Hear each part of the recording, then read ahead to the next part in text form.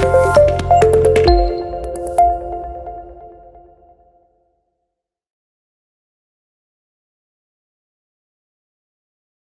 pagi.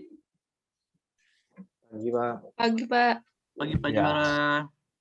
Selamat pagi. Ada berapa orang kita di kelas ini? Sorry, maaf.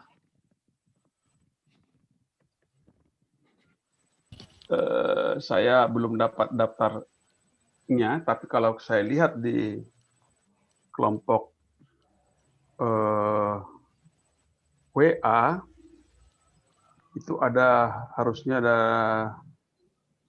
11 ya. 11 orang.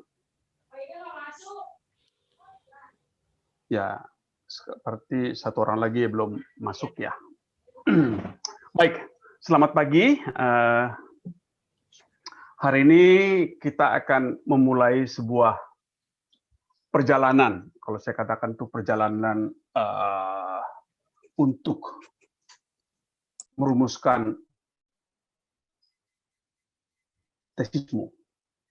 Jadi saya selalu menantangkan seperti itu. Ketika memulai mata pelajaran ini, mulailah pikirkan di otak masing-masing, kayak apa tesis saya nantinya. Karena kita akan mulai membuat proposal. Jadi hasil terpenting dari mata kuliah ini adalah proposal. Jadi itu nanti hasilnya. Jadi kalaupun nanti kita akan kuliah beberapa hal, ada metode wawancara, apa itu penelitian dan segala macam, itu adalah landasan untuk memikirkan bahwa nanti Anda akan bermain bahwa produk Anda adalah proposal. Apa gunanya ini buat proposal saya? Selalu berpikir seperti itu. Apa guna mata kuliah ini untuk proposalku? Ada topik apa yang mau apa implikasinya buat proposalku? Kira-kira seperti itu. Dan karena kita berbicara proposal, maka kita berbicara juga soal apa implikasinya buat tesisnya nantinya. Itu jalan berpikir yang saya minta untuk Anda pasang. Yang kedua, karena ini hasil akhirnya adalah proposal, saya menganggap bahwa ini adalah kuliah ini semacam lokakarya. Karena itu lokakarya, ya Anda harus bekerja ketika kita nanti belajar perumusan masalah misalnya. Anda harus di pikiran Anda sudah mulai berpikir, masalah penelitian saya apa ya? Itu sudah harus ada di benak Anda ketika kita kuliah nanti. Yang ketiga, pada hari ini kita akan bicara soal kontrak perkuliahan. Kami sudah menyusun beberapa topik yang akan kita diskusikan. Tapi pagi hari ini saya menantang Anda juga untuk ada lagi nggak yang penting? Ada lagi nggak yang Anda butuhkan? Misalnya kalau Anda mau, nggak tahu saya siapa nanti yang mau penelitian analisis isi misalnya. Di kuliah ini nggak ada kebetulan analisis isi, tapi saya bisa memberitahu kalau Anda mau kuliah analisis isi, ada nanti topik itu. Atau bisa kita lakukan diskusi khusus untuk hal itu. Itu jadi sangat terbuka. Kuliah kita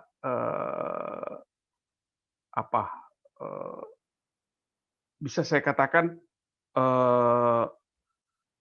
lebih longgar, tidak sangat terstruktur karena sangat berkaitan dengan apa yang Anda perlukan dalam menyusun tesis Anda nanti. Itu kira-kira. Ini kita baru pertama kali ketemu ya. Saya baru pertama kali ketemu dengan mahasiswa KMP yang angkatan ini, dan barangkali nanti kita juga berjumpa di mata kuliah yang lain, mata kuliah apa ya, komunikasi dan perubahan sosial. Baik, izinkan saya share screen. Ini yang kami rancang. Ini yang kami rancang. Seperti saya katakan tadi, Anda boleh protes, Anda boleh, bukan protes lah, nanti kalau protes takut Anda. Anda boleh mengusulkan sesuatu yang lain. Silakan dicermati yang sudah kami susun.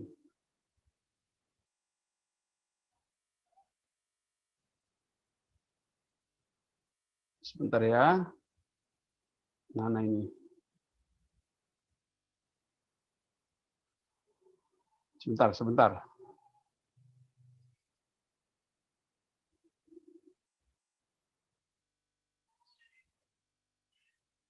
Iya, ini dia.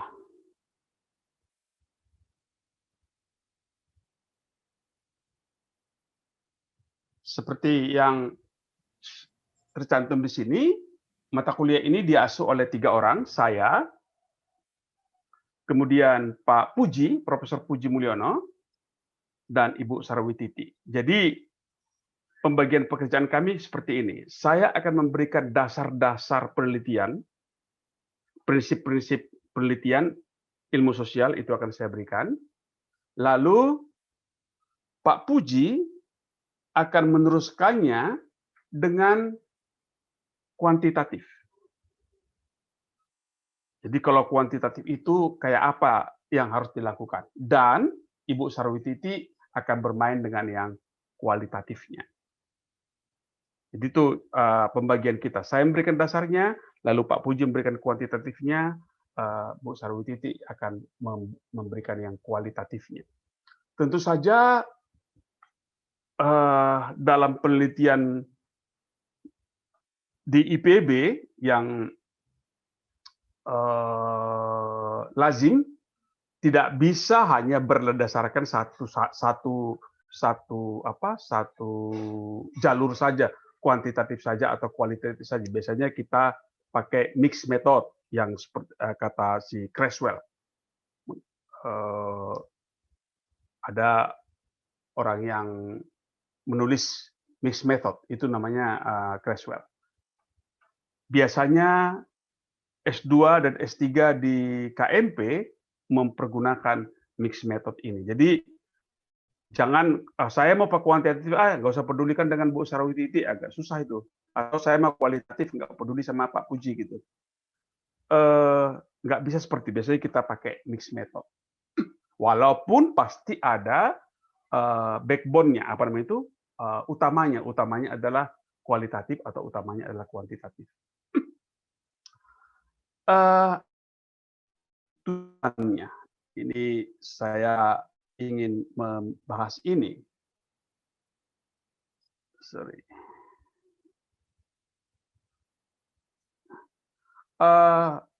Mata kuliah ini membahas konsep dasar penelitian, apa itu metode penelitian, lalu nanti Pak Puji akan berbicara soal metode menyusun instrumen penelitian.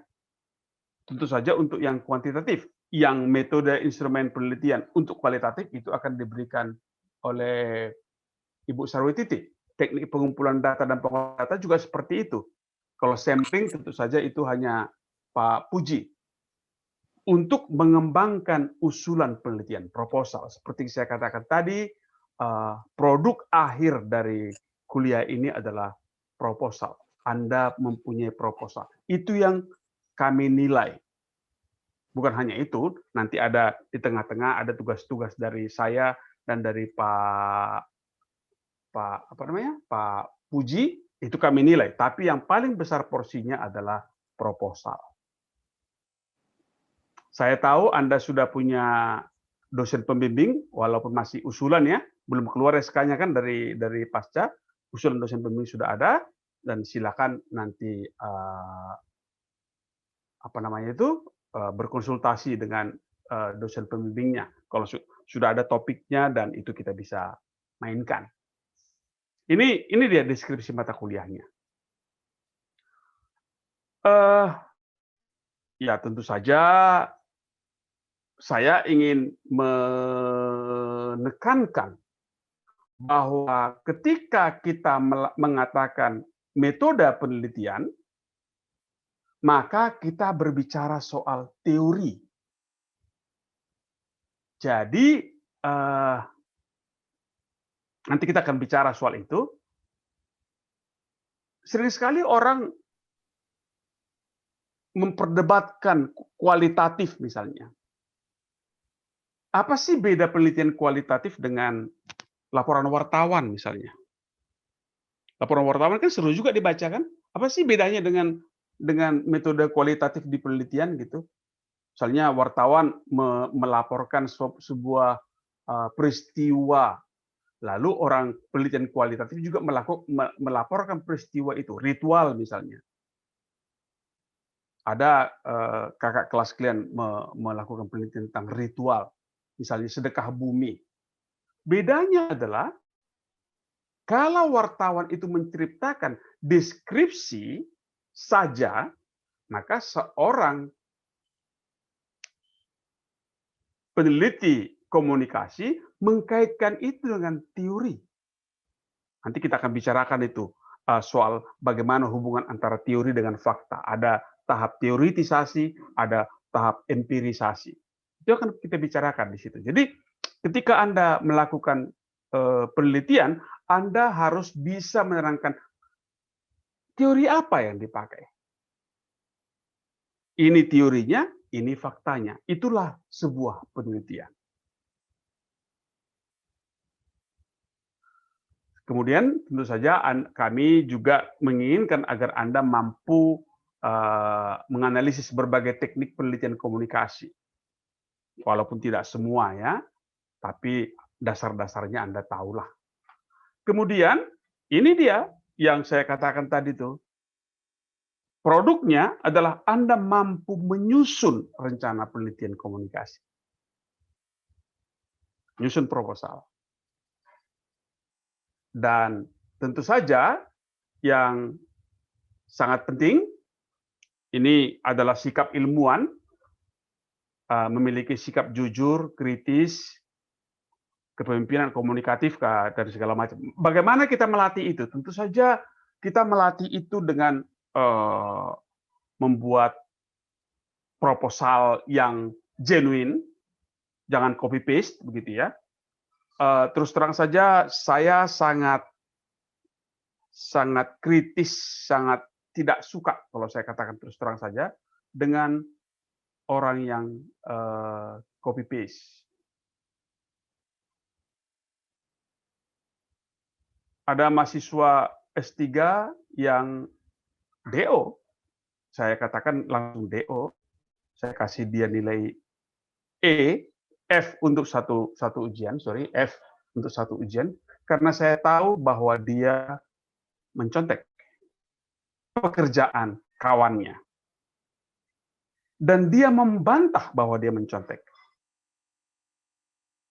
Setelah saya beritahukan bukti-buktinya, bahwa tulisannya sama, hanya fontnya yang dirubah, salahnya sama, dia tidak bisa mengatakan lagi, menghindar. Saya katakan pada program studi, saya berikan F, kalau mau tindakan berikutnya terserah program studi, dan akhirnya dia drop out. Saya sangat tidak suka dengan ketidakjujuran. Kejujuran buat saya adalah ciri bahwa kita adalah seorang saintis, seorang master. Kan Anda nanti jadi master nih. Master itu kalau di film kungfu itu master itu artinya guru. Kalau gurunya nggak becus, mau bagaimana yang mengikutinya? Tentu saja Anda harus komunikatif dan berpihak pada kelompok marginal. Ini sesuatu yang harus kita Anda miliki. Bekerja sama, adil, setara itu yang lain-lain lah. Tapi yang paling penting buat saya adalah jujur dan kritis itu.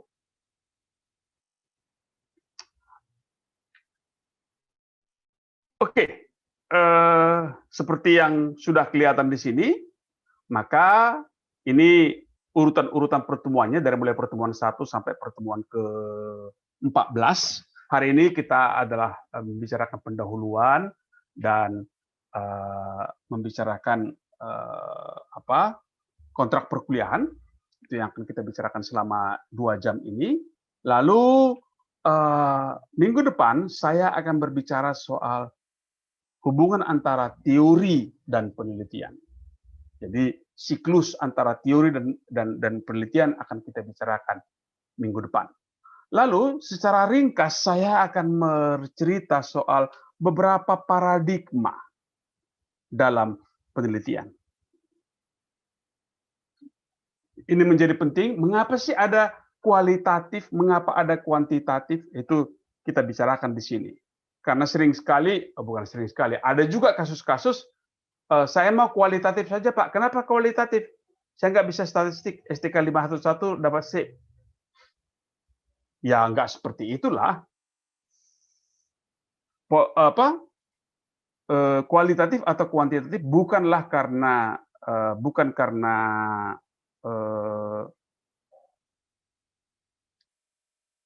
pilihan sembrono, tapi itu adalah karena alasan tujuan penelitian.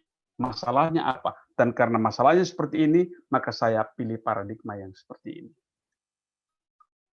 Berikutnya, saya akan bicara soal memulai penelitian, mengapa kualitatif, mengapa kuantitatif. Kemudian berikutnya kita bicara bagaimana sih menyusun masalah penelitian. Apa sih beda masalah penelitian dengan masalah berpacaran gitu?